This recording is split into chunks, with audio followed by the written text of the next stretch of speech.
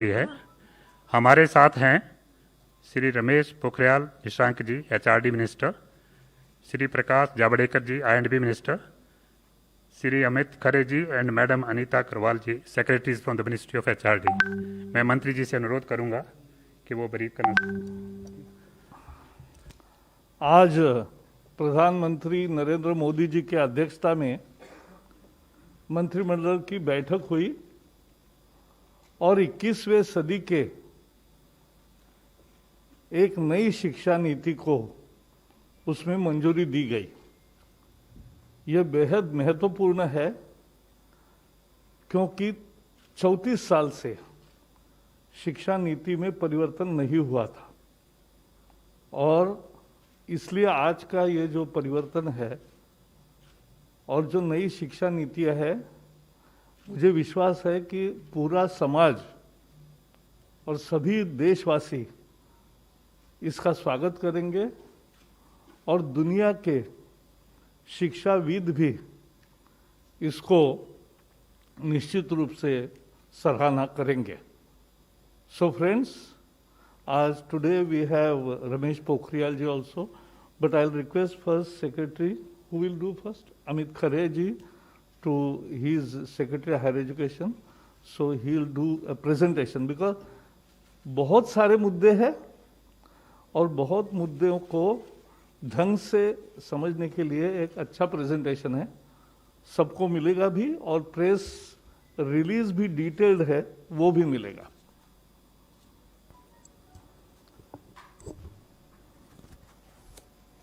माननीय मंत्री श्री प्रकाश जावड़ेकर जी, माननीय मंत्री श्री रमेश पोखरियाल निशंक जी, मेरे सहकर्मी सचिव स्कूल शिक्षा एवं साक्षरता अनीता करवल जी, प्रेस एवं मीडिया के सभी बंधुओं, जैसा माननीय मंत्री जी ने बताया, आज ऐतिहासिक दिन है।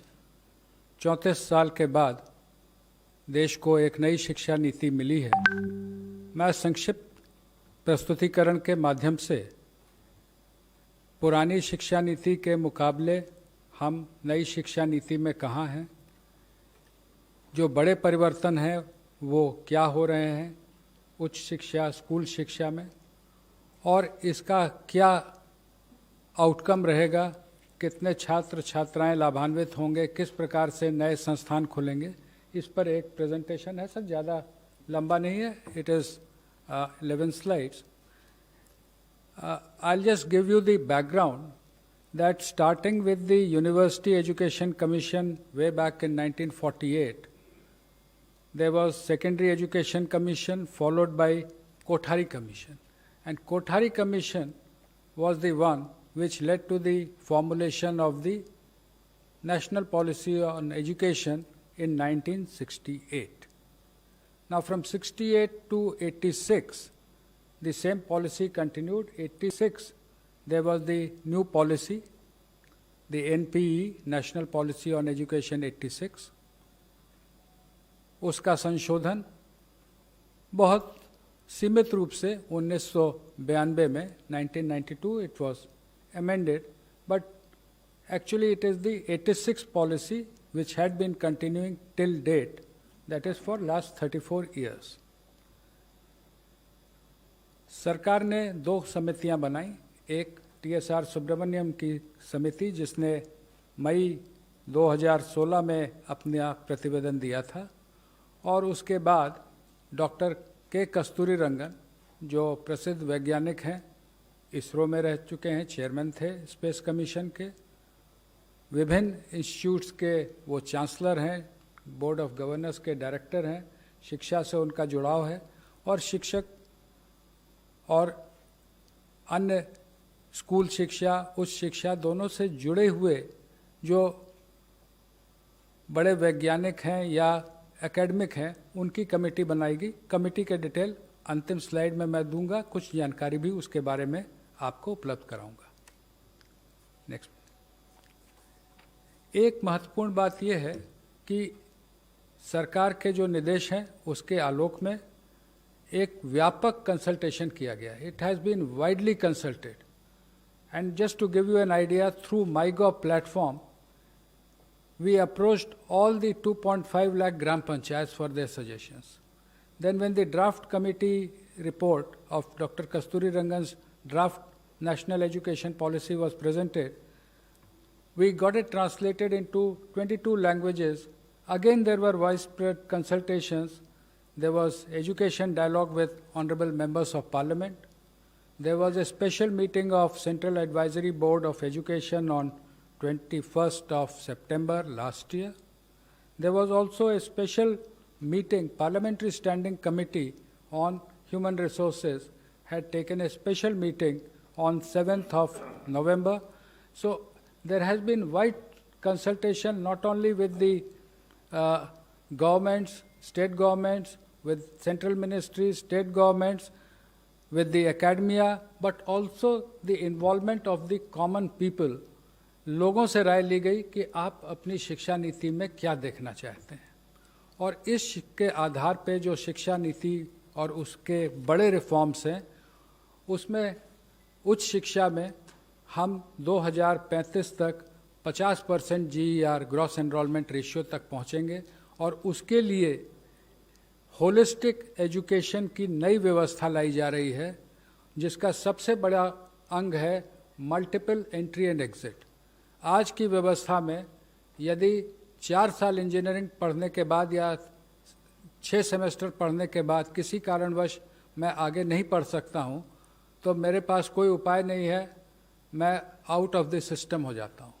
Multiple entry and exit system में ये रहेगा कि 1 साल के बाद सर्टिफिकेट, 2 साल के बाद डिप्लोमा, 3 या 4 साल के बाद डिग्री, यानी और multiple entry through academic bank of credit, जो नीचे बुलेट है कि मेरे जो क्रेडिट फर्स्ट ईयर के हैं, सेकेंड ईयर के हैं, जैसे बैंक के सेविंग अकाउंट होते हैं, वैसे ही एकेडमिक क्रेडिट में डिजी लॉकर के माध्यम से हमारे वहाँ पर क्रेडिट रहेंगे, so that in the third year if I want to take a sabbatical for a year, or I want to take a break for any reason, family condition or otherwise for some time, and I return after a fixed period, within a fixed period of which will be prescribed by the new Higher Education Commission. If I come back to the education system, I will not be asked to repeat the first and second year. My credits are already there in the academic credit bank. I will utilize those credits for my further education.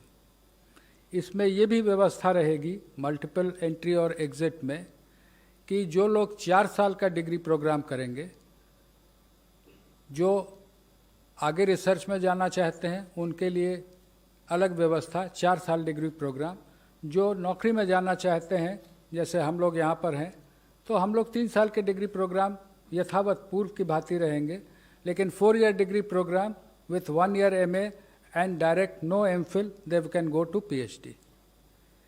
एक और व्यवस्था जो इसमें की गई है वो ये है कि ये सारे प्रोग्राम जो होंगे ये मल्टी डिसिप्लिनरी होंगे।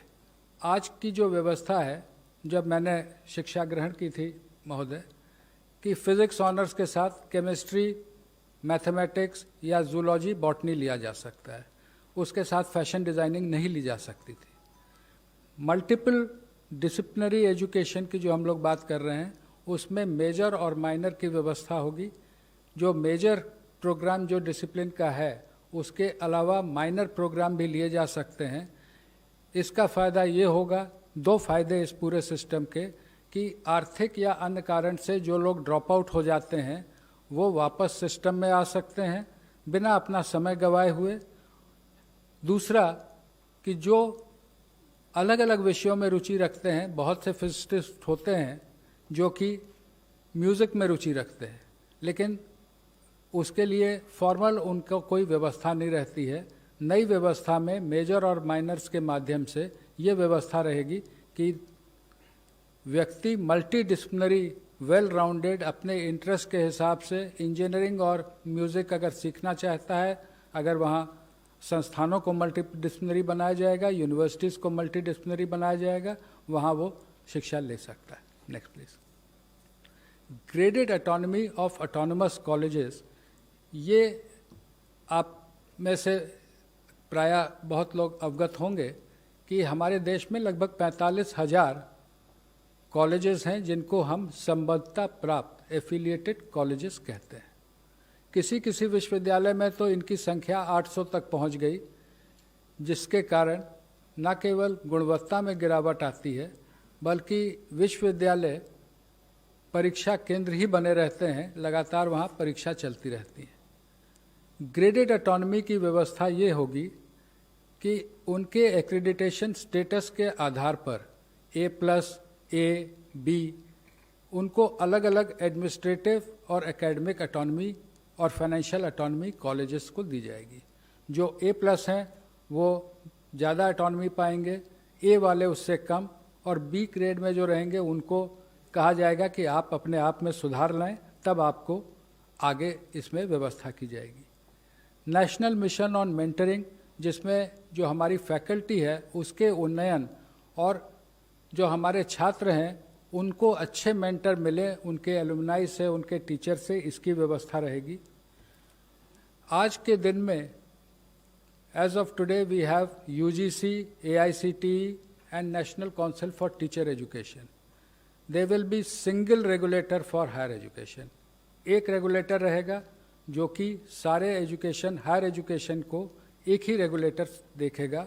उसमें अलग अलग एक्रेडिटेशन के लिए, अप्रूवल्स के लिए, फाइनेंसिंग के लिए अलग अलग वर्टिकल रहेंगे, लेकिन एक रेगुलेटर रहेगा और वो regulator self disclosure based, online self disclosure based transparent system पे काम करेगा। हर चीज़ के लिए बार बार इंस्पेक्शन टीम बना के भेजने की जो वर्तमान व्यवस्था है उसके जगह सेल्फ डिस्क्लोजर बेस्ड व्यवस्था लाई जाएगी। As on date, we have different norms for deemed universities, for the central universities, for different individual standalone institutions. Their new policy says that for reasons of quality, norms will be same and not as per the ownership. चाहे वो deemed university हो या केंद्रीय विश्वविद्यालय हो या राज्य विश्वविद्यालय हो, शिक्षा के जो स्टैंडर्ड्स होंगे वो सबके लिए कॉमन होंगे। फी फिक्सेशन पर भी समिति ने जो रिकमेंडेशन की थी उसका विस्तृत उल्लेख पॉलिसी में किया गया है। ब्रॉड रेगुलेटरी फ्रेमवर्क के अधीन फी पर कैप रखा जाएगा। पब्लिक और प्राइवेट दोनों और फिलैंथ्रोपिक पार्टनरशिप भी रहेंगी, लेकिन जैसे मैंने कहा फी फिक्सेशन पर के लिए भी इस पॉलिसी में व्यवस्था की गई है। और जो शुरू से हमारा लक्ष्य रखा है कि GDP का 6% शिक्षा के क्षेत्र में व्यय होना चाहिए। अभी as on date it is around 4.43%, including the state government, centre and the state government. That we will work together, that is the central government, state government will work together to achieve 6%। National research foundation, USA में national science foundation के बारे में आप में से बहुत लोगों ने सुना होगा, उसके बारे में पढ़ा होगा कि वहाँ के रिसर्च प्रोजेक्ट्स जो होते हैं वो फाउंडेशन NSF के माध्यम से स्पॉन्सर होते हैं। हमने उसको थोड़ा सा सरकार ने विस्तृत करके नेशनल रिसर्च फाउंडेशन, इसमें न केवल साइंस बल्कि सोशल साइंस भी शामिल होगा। और ये नेशनल रिसर्च फाउंडेशन जो बड़े प्रोजेक्ट हैं उनकी फाइनेंसिंग करेगा। और इससे हम समझते हैं कि शिक्षा के साथ रिसर्च में जो हमको आगे आना है, जो रिसर्च, इनोवेशन, पेटेंटिंग, इसमें हम आगे बढ़ सकेंगे।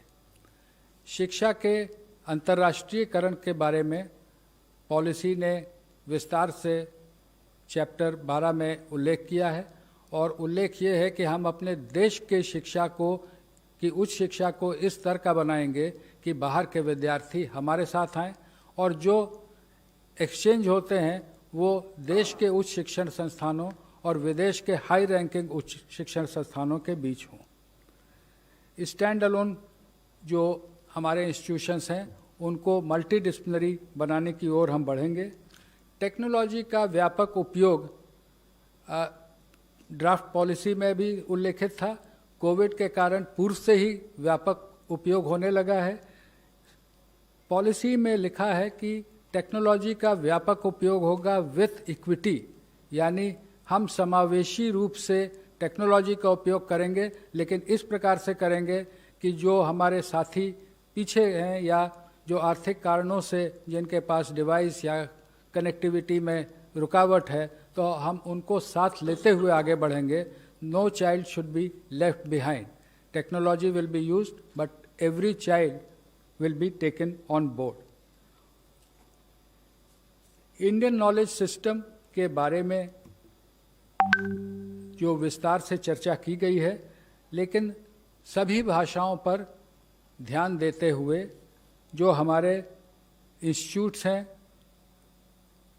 लैंग्वेज फैकल्टी के रिसर्च जो लैंग्वेज पे होता है, जो क्लासिकल इंस्टीट्यूट हैं जैसे क्लासिकल तमिल, क्लासिकल तेलुगु, कन्नड़, और जो CIL मैसूर है जिसमें और इंडियन लैंग्वेजेस हैं, उन सब पे ये जोर दिया जाएगा कि जो साइंटिफिक और लिटरेचर है जो अलग अलग भाषाओं का है उसको हम लोग आगे लाएं, और ट्रेडिशनल आर्ट्स, जो आर्ट्स यानी कि उसमें क्राफ्ट भी सम्मिलित हैं, लोक विद्या जिसको हम कह सकते हैं, जो पीछे कई बार हम लोग मॉडर्नाइज होने के लिए आगे बढ़ते हैं लेकिन जो हमारे लोक विद्याएँ छूट जाती हैं उनको भी हम आगे ले जाएंगे। और टेक्नोलॉजी का जैसे मैंने आपसे उल्लेख किया, यूज़ ऑफ टेक्नोलॉजी, इसमें 4 मुख्य हैं। शिक्षा की जो योजना बनेगी, education planning, teaching, learning and assessment, जो समस्याएं आज देखने को आ रही हैं विशेषकर असेसमेंट में, एग्ज़ाम्स के बारे में।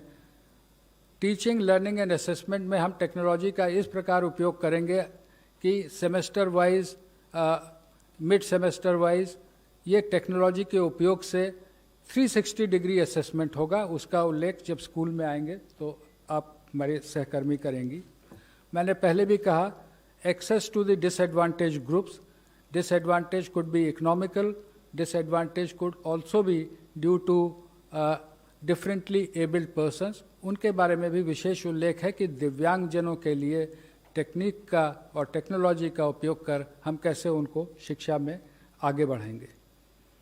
ई कंटेंट इन रीजनल लैंग्वेजेस, कई बार हमारा विशेषकर जो साइंटिफिक इंस्टीट्यूशंस में फोकस पूरी तरह से इंग्लिश पे हो जाता है या कहीं कहीं पे हिंदी पे रहता है, लेकिन जो ई कोर्सेज रहेंगे वो कम से कम 8 भाषाओं में, ये मंत्री जी ने बीच में ही निर्णय लिया है कि देश की जो प्रमुख 8 भाषाएं हैं, तमिल, तेलुगु, कन्नड़, मलयालम, इधर गुजराती, मराठी और ओडिया, बंगाली, तो इनमें हम ई कोर्सेज डेवलप करेंगे। केवल इंग्लिश हिंदी में नहीं बल्कि रीजनल लैंग्वेजेस में भी ई कोर्स रहेंगे। वर्चुअल लैब्स पर कार्य IIT मद्रास ने शुरू कर दिया है। बहुत से कॉलेजेस में लैब्स नहीं रहते हैं या स्कूल में लैब की वैसी व्यवस्था नहीं रहती है। आजकल सिमुलेटर टाइप के लैब नई टेक्नोलॉजी में आ गए हैं, उनको ला करके लैब का actual field hand on experience हम वर्चुअल लैब से कराएंगे। इसके लिए एक नेशनल टेक्नोलॉजी फोरम, कोई अलग से ये ब्यूरोक्रेसी बढ़ाने का नहीं है, लेकिन private sector, government sector, educationist, technologist, इन सबको एक जगह लाने की ये व्यवस्था होगी। मैं इसके साथ ही अनुरोध करूंगा, स्कूल एजुकेशन के प्रमुख जो रिफॉर्म्स हैं उस पर सचिव स्कूल शिक्षा बताएंगे। माननीय मंत्री जी श्री जावड़ेकर जी, माननीय मंत्री श्री निशंक जी, सचिव उच्च शिक्षा श्री खरे जी, PIB से कुलदीप जी और प्रेस के मित्रों, जैसा कि सर ने कहा मैं यहीं से शुरू करती हूँ। ये जो पूरी जो हमारी पॉलिसी आज आई है बाहर, उसमें 27 मेजर हेडिंग्स हैं सर, टेक्नोलॉजी से 27 जो मेजर हेडिंग्स हैं उसमें 10 हेडिंग्स सिर्फ स्कूली शिक्षा के लिए हैं, 10 हेडिंग्स सिर्फ उच्च शिक्षा के लिए हैं, लेकिन 7 हेडिंग्स ऐसे हैं जो कॉमन हैं, और वो जो कॉमन है उसमें ये टेक्नोलॉजी और ऑनलाइन एजुकेशन भी है। तो जैसा कि सर कह रहे थे कि ऑनलाइन एजुकेशन और टेक्नोलॉजी, जो आप ऊपर जो 4 बुलेट देख रहे हैं, टेक्नोलॉजी का जो यूज़ है एजुकेशनल टेक्नोलॉजी का, वो ऑनलाइन एजुकेशन मतलब सेकंड बुलेट है, टीचिंग, लर्निंग एंड असेसमेंट के लिए तो यूज़ होगा ही, लेकिन एजुकेशनल टेक्नोलॉजी जो बाकी एरियाज़ हैं उसके लिए भी यूज़ करने के लिए काफ़ी डिटेलिंग है उसमें। अब हम स्कूल के रिफॉर्म्स की तरफ आएँ तो इसमें काफ़ी पाथ ब्रेकिंग रिफॉर्म्स हैं जो कि इनफैक्ट पहली बार किसी भी एजुकेशन पॉलिसी में आई है। सबसे पहली चीज़ तो 1986 में जैसा कि ICDS स्कीम का इंट्रोड्यूस किया गया था, लेकिन इस बार जो है वो early childhood care and education के लिए एक पूरा करिकुलम बनाने की बात है। करिकुलम के अलावा यूनिवर्सलाइजेशन जो सस्टेनेबल डेवलपमेंट गोल्स में भी जो लिखा हुआ है, तो इस शिक्षा को जो पूर्व प्राथमिक शिक्षा होती है उसकी यूनिवर्सलाइजेशन की बात की गई है। इसका जो करिकुलम है वो NCERT के द्वारा डेवलप होगा और 3 से 6 वर्ष के जो बच्चे हैं जो आंगनवाड़ी में भी पढ़ते हैं, कुछ बच्चे प्री स्कूल में भी पढ़ते हैं, उन दोनों सिस्टम्स को कंटिन्यू करके वहाँ पे एक play based, activity based, flexible, multifaceted जो करिकुलम होता है वो लागू किया जाएगा, जिसके लिए ट्रेनिंग की जाएगी। दूसरा जो एक बहुत बड़ा इसमें निर्णय है वो है कि जो बुनियादी शिक्षा होती है, जो बच्चे 6 से 9 वर्ष के होते हैं जो कक्षा 1 से 3 में पढ़ते हैं, उनके लिए बेसिक लिटरेसी यानी कि साक्षरता, बेसिक न्यूमरेसी जो संख्या ज्ञान होता है, इन दोनों चीज़ों के ऊपर फोकस करते हुए एक नेशनल मिशन सेटअप किया जाएगा जो सिर्फ इस चीज़ के ऊपर फोकस करेगी और पूरे देश के बच्चों की ट्रैकिंग करके वो बच्चे कक्षा 3 तक फाउंडेशनल लिटरेसी और न्यूमरेसी को अचीव कर लें, ये उसका ऑब्जेक्टिव रहेगा।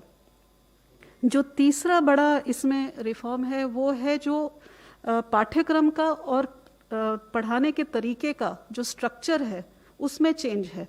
आप सब जानते हैं कि अभी 10+2 स्ट्रक्चर है, जिसमें जो पहले 10 वर्ष हैं उनका एक तरह से फेज वाइज करिकुलम होता है, फिर सडनली जब आप सेकेंडरी में जाते हैं, +2 में जाते हैं, तो सब्जेक्ट जो है स्पेशलाइजेशन होने लगती है। यहाँ पर जो हम सिस्टम लेकर के आए हैं वो 15 वर्ष का जो आप देख रहे हैं 5+3+3+4, उसमें 3 वर्ष तो पूर्व प्राथमिक हैं, मतलब 3 से 6 वर्ष जिसका पाठ्यक्रम बनेगा, और जो 12 वर्ष हैं उनको इस तरह से डिवाइड किया है कि वो कंटिन्यूटी, बुनियादी शिक्षा तक कंटिन्यूटी रहे। मतलब 3 से 6 वर्ष का बच्चा जो है 8 वर्ष तक एक ही पाठ्यक्रम, एक ही तरीके से पढ़ाई करे, play method, discovery method, activity based, experiential learning, ताकि वो फाउंडेशनल लिटरेसी और न्यूमरेसी अचीव कर सके।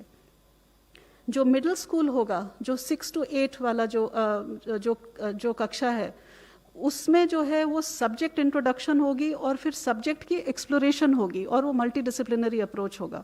उसी तरह जो +4 लिखा है वो 9th to 12th है। इसमें भी जैसा कि सर कह रहे थे, जैसा हायर एजुकेशन में है, कोई स्ट्रीम्स नहीं है, मल्टी डिसिप्लिनरी होगा। अगर बच्चा फिजिक्स के साथ, जैसा सर ने कहा, फैशन स्टडीज़ लेना चाहे, बेकरी, कन्फेक्शनरी कुछ पढ़ना चाहे केमिस्ट्री के साथ, इट विल बी परमिटेड। तो ये पेडागोजिकल स्ट्रक्चर चेंज है, इसमें कोई फिजिकल स्ट्रक्चर यानी कि स्कूल की बिल्डिंग को चेंज करने की ज़रूरत नहीं है, ये पाठ्यक्रम में चेंज है। जो करिकुलम है इसमें खास करके भारण दिया गया है कि साइंटिफिक टेम्पर बच्चे का बचपन से 3 साल की उम्र से लेकर 18 साल तक, और उसी तरह मैथमेटिकल थिंकिंग। इनफैक्ट पॉलिसी में रिकमेंडेशन है कि कक्षा 6 से बच्चे को कोडिंग सिखाई जाएगी, क्योंकि कोडिंग से मैथमेटिकल और कॉम्पिटिशनल थिंकिंग की शुरुआत होती है। तो 21st सेंचुरी स्किल्स भी उसके साथ समावेश किए जाएंगे। जो 5वां बुलेट है, जो अभी जो रिजिड सेपरेशन है कि ये एक्स्ट्रा करिकुलर एक्टिविटी है अगर आप स्पोर्ट्स में चले गए, ये को करिकुलर एक्टिविटी अगर आपने डिबेटिंग कर ली, आप म्यूजिक सीखना चाहते हैं तो वो एक्स्ट्रा है, या वोकेशनल सीखना चाहते हैं तो वो नॉन एकेडमिक है। वो सारा जो सेपरेशन है वो हट जाएगा, सारे सब्जेक्ट्स पढ़ाए जाएंगे, music, arts, sports, vocational, academics, everything will be on the same level. Gifted children जो होते हैं, जो टैलेंटेड होते हैं, उनको आइडेंटिफाई करना बहुत ज़रूरी होता है। ये इंक्लूजन के लिए बहुत ज़रूरी है। सर ने इंक्लूजन की जो बात की, यहाँ पे 2 तरह का इंक्लूजन है। जो बच्चे PWD, पर्सन्स विद डिसेबिलिटीज़ हैं, 21 टाइप्स ऑफ डिसेबिलिटी, उनका इंक्लूजन के लिए स्पेसिफिक इसमें रिकमेंडेशंस हैं। उसी तरह जो गिफ्टेड बच्चे होते हैं, जो किसी भी पॉपुलेशन के 3 से 4% के बच्चे जो होते हैं, जो जीनियसेस माने जाते हैं, उनके लिए भी इसके अंदर प्रोविज़न है। जो गर्ल चाइल्ड के लिए gender inclusion fund for specifically targeting the girl child development, girl child के लिए और भी बहुत कुछ है, पर मैं यहाँ आपको मेजर रिफॉर्म्स बता रही हूँ। जो कस्तूरबा गांधी बालिका विकास विद्यालय हैं, वो अभी कक्षा 8 कहीं कहीं कक्षा 10 तक है, उनको कक्षा 12 तक हर एक जगह ले जाया जाएगा। जो मेन चीज़ है, जो आप सेकंड लास्ट बुलेट देख रहे हैं, कि जो करिकुलम है हमारा वो इतना हैवी है कि बच्चे जो है life skills, scientific temper, problem solving, critical thinking, उसके लिए उनके पास टाइम ही नहीं है। तो करिकुलम को एसेंशियल कंटेंट तक सीमित किया जाएगा ताकि समय मिले बच्चे को कि ये सब चीज़ एक्सप्लोर कर सके। वो प्रोजेक्ट बेस्ड लर्निंग में जाएगा, एक्टिविटी बेस्ड लर्निंग में जाएगा, एक्सपीरियंशियल लर्निंग में जाएगा। वोकेशनल जो है वो क्लास 6 से शुरू किया जाएगा। ये भी इस पॉलिसी में पहली बार है। पिछली पॉलिसीज़ में दिया हुआ है कि स्कूलिंग में सेकेंडरी लेवल पे वोकेशनल शुरू होगा, ये कक्षा 6 से शुरू किया जाएगा। इसमें इंटर्नशिप्स भी हम पॉलिसी में लेके आए हैं कि बच्चा जो लोकल क्राफ्ट्स पर्सन है या ट्रेड पर्सन है, वहाँ जा कर के बैगलेस डे करके 10 दिन की इंटर्नशिप साथ में उनके साथ बैठ के करे, चाहे वो लॉन्ड्री चलाता हो, कारपेंटर हो, इलेक्ट्रिशियन हो, उसके वहाँ जाके अटैचमेंट करके बच्चा समझे कि लोकल क्राफ्ट्स ट्रेड्स क्या हैं।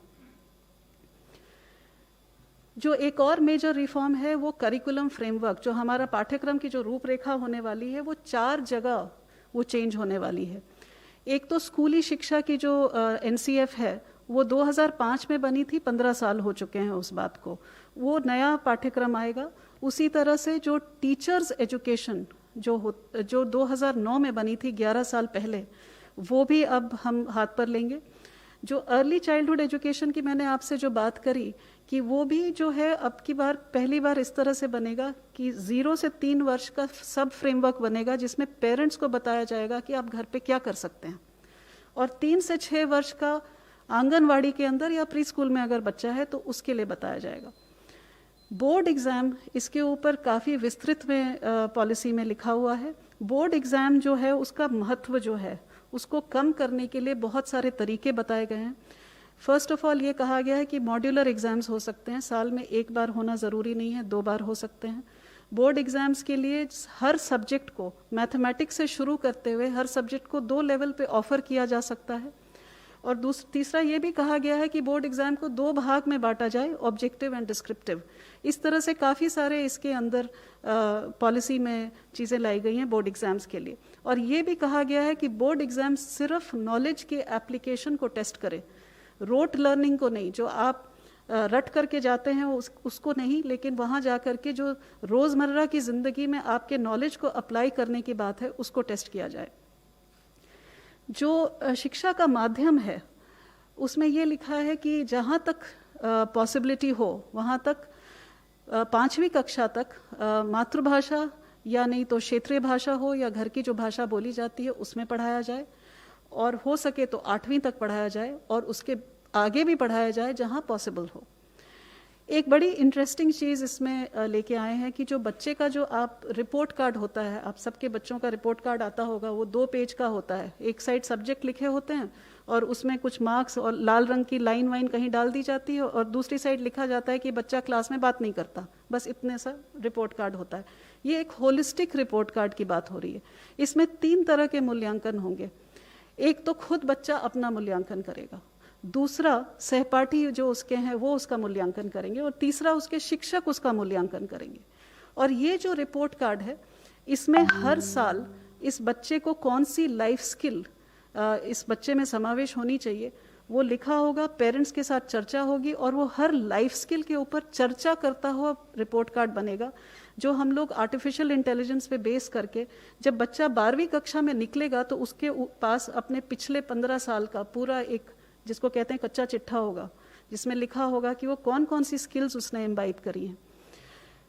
हर एक बच्चे का, चूंकि हम बुनियादी शिक्षा के ऊपर बहुत जोर देने वाले हैं, तो ऐसे हर एक बच्चे का लर्निंग आउटकम्स हमको ट्रैक करना पड़ेगा कि उस बच्चे ने बुनियादी शिक्षा, लिटरेसी और न्यूमरेसी उसको अचीव की है या नहीं।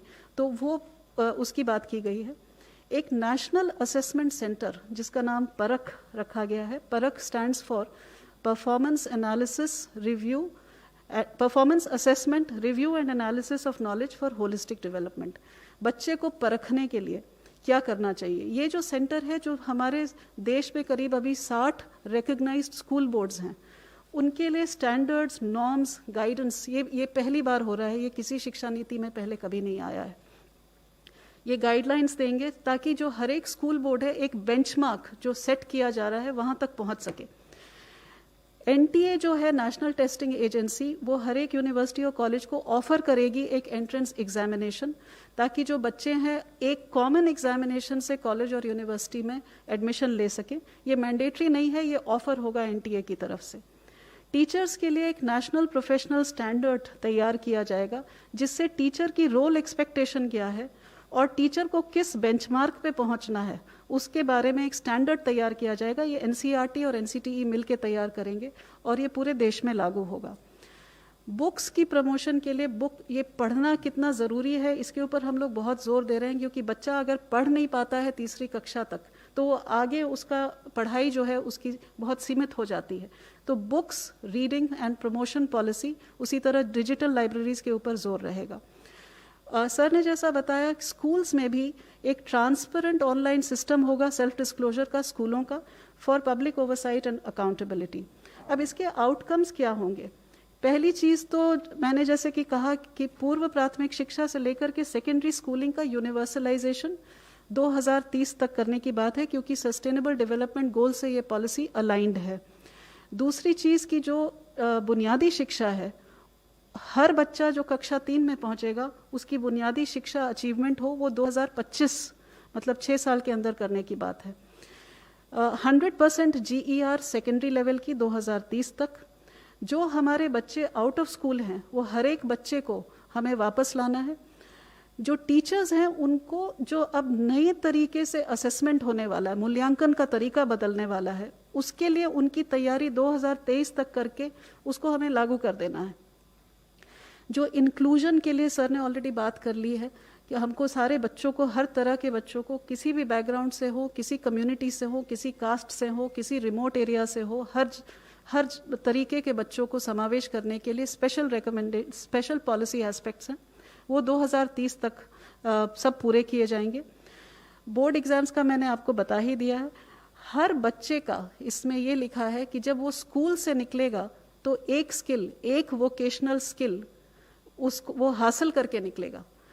ये भी इसमें पॉलिसी में लिखा है। और जो कॉमन जो स्टैंडर्ड्स बन रहे हैं जो सेल्फ डिस्क्लोजर के, वो पब्लिक स्कूल्स और प्राइवेट स्कूल्स के लिए कॉमन रहेंगे, दोनों को एक ही स्टैंडर्ड में पहुंचने का है। तो ये स्कूल का इतना ही था। अभी सर आपको इसके बारे में बताएंगे। धन्यवाद Anita ji. We have presented before you in a span of say half an hour the major highlights of the policy. We would again state that it is aimed at bringing transformational change, not incremental change, but transformational change in both higher education sector and the school education.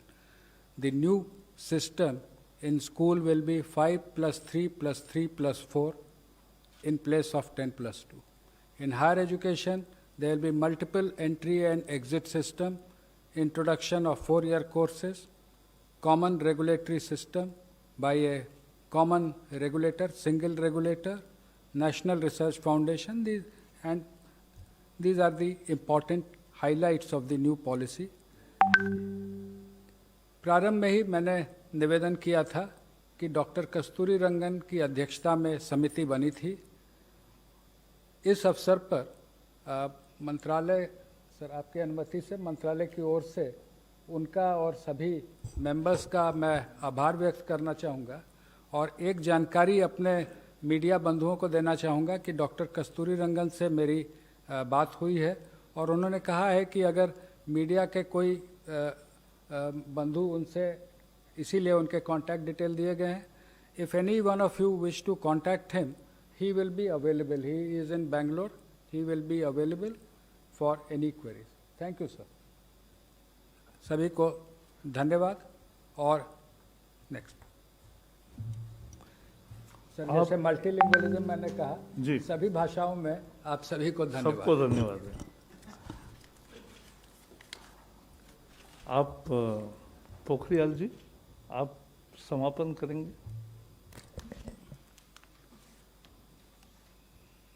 आदरणीय जावड़ेकर जी, अधिकारी वर्ग और मित्रों, आज हिंदुस्तान के इतिहास में एक ऐसा अवसर आया है जब इस देश के यशस्वी प्रधानमंत्री नरेंद्र मोदी जी की अध्यक्षता में इस देश की ऐसी शिक्षा नीति जो 1986 के बाद जो स्कूली शिक्षा और उच्च शिक्षा में उसकी परिवर्तनकारी सुधारों के लिए एक महत्वपूर्ण रास्ता प्रशस्त करेगा। और जो हमारे देश के प्रधानमंत्री ने एक नए भारत के निर्माण की बात की है, जो स्वच्छ भारत होगा, स्वस्थ भारत होगा, सशक्त भारत होगा, समृद्ध भारत होगा, श्रेष्ठ भारत होगा, एक भारत होगा। उस नए भारत के निर्माण में ये नई शिक्षा नीति 2020 मील का पत्थर साबित होगी।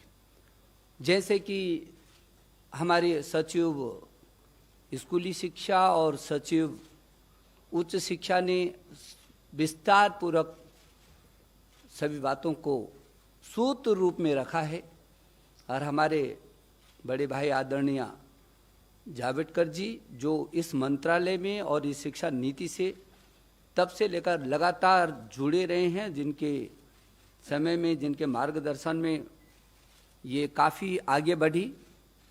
और मैं ये समझता हूँ कि पूरी दुनिया में शायद इससे बड़ा परामर्श, विचार विमर्श कभी नहीं हुआ होगा।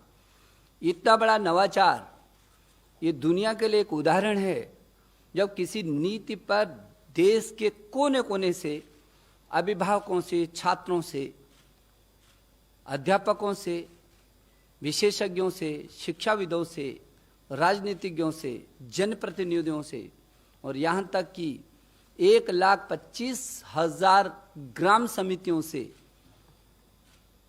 विचार विमर्श किया गया हो, जहाँ सभी सरकारों के साथ भी परामर्श किया गया हो, शिक्षा मंत्रियों से, देश के शिक्षा मंत्रियों से समय समय पर लगातार विचार विमर्श किया गया हो, देश के सभी राज्यों के शिक्षा विभागों के साथ परामर्श किया गया हो, जनप्रतिनिधियों के साथ लगातार बात की गई हो, और राज्यसभा और लोकसभा के सांसदों के साथ प्रदेश वाइज लगातार सुबह से शाम तक इन नीतियों पर, इनके एक एक विषय पर परामर्श और चर्चा की गई हो। संभवतः देश के इतिहास में ये पहली बार ऐसा हो रहा होगा। और इन लंबे रास्तों से होकर के, गुजर करके, क्योंकि ये देश की शिक्षा नीति बन रही है, शिक्षा किसी भी व्यक्ति, परिवार, समाज और राष्ट्र की आधारशिला होती है, और इसलिए व्यापक परामर्श और सब लोगों की चर्चाओं के बाद, और जब हमने इसको पब्लिक डोमेन में डाला था उसके बाद भी 2,25,000 के करीब सुझाव आए।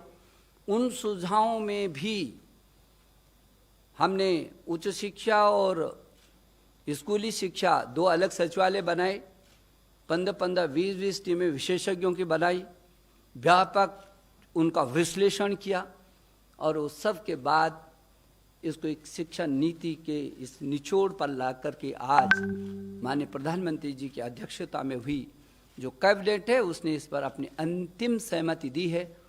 मैं मानव संसाधन विकास मंत्रालय, जो अब शिक्षा मंत्रालय के नाम से जाना जाएगा, उस मंत्रालय की ओर से मैं अपने देश के यशस्वी प्रधानमंत्री जी का आभार प्रकट करना चाहता हूँ, पूरी कैबिनेट का आभार प्रकट करना चाहता हूँ, और मैं देश के लगभग 1,000 से भी अधिक विश्वविद्यालय, 45,000 से भी अधिक डिग्री कॉलेज, 15 लाख से भी अधिक स्कूल, 1,09,00,000 से भी अधिक अध्यापक, और कुल अमेरिका की जितनी आबादी नहीं है उससे भी अधिक 33 करोड़ से भी अधिक छात्र और छात्राओं को आज के इस ऐतिहासिक दिन पर बधाई देना चाहता हूँ, शुभकामना देना चाहता हूँ।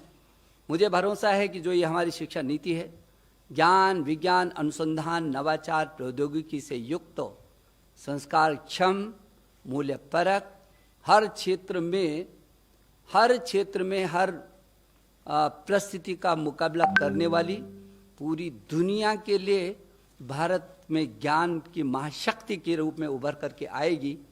जब पूरी दुनिया का सबसे बड़ा गंतव्य, शिक्षा का गंतव्य हिंदुस्तान होगा। मैं एक बार फिर आप सबको भी शुभकामना देना चाहता हूं, और आज तो ये नीति में मुख्य क्या क्या बिंदु हैं, इन बिंदुओं की चर्चा की। लेकिन कभी भी आपको चर्चा करनी हो तो मैं समझता हूँ कि उसके लिए हमेशा चर्चा के लिए समय है, और इस पे इतनी व्यापक चर्चा हुई है। लेकिन इस नीति को नीचे तक ले जाने के लिए आपकी भी सहयोग की हमको ज़रूरत पड़ेगी। एक बार प्रकाश भाई को भी मैं बहुत धन्यवाद देना चाहता हूँ। बहुत बहुत धन्यवाद। आज today this is a historic decision which has been explained by both the secretaries and the minister concerned, and I think we are giving along with it a detailed note in which all the features of new education policy are mentioned. And therefore today I have a request, क्योंकि अगर सवाल पूछने को एक बार शुरू करेंगे तो हर एक को सवाल है, क्योंकि शिक्षा हर घर का विषय है, आपका भी है, और इसलिए हम एक भी प्रश्न अनुत्तरित नहीं रखना चाहते। लेकिन वो आज सब न करते हुए कल से, हाँ, यानी बाद में मंत्री जी मिलेंगे, और क्योंकि आपको भी डाइजेस्ट करना है।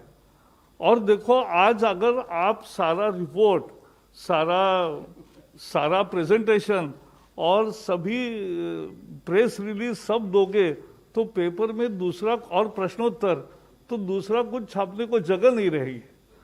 तो ऐसा मत करो। और इसलिए so will take questions afterwards, not today. That's a special request. Thank you.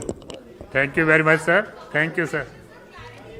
I will, Friends, we are meeting.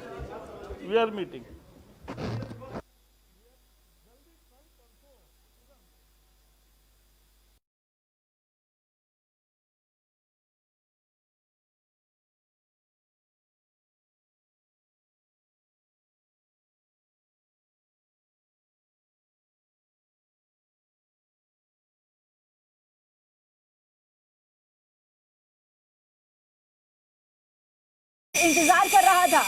रक्षा मंत्री ने साफ कहा है कि दुश्मन को अब 100 बार सोचना होगा।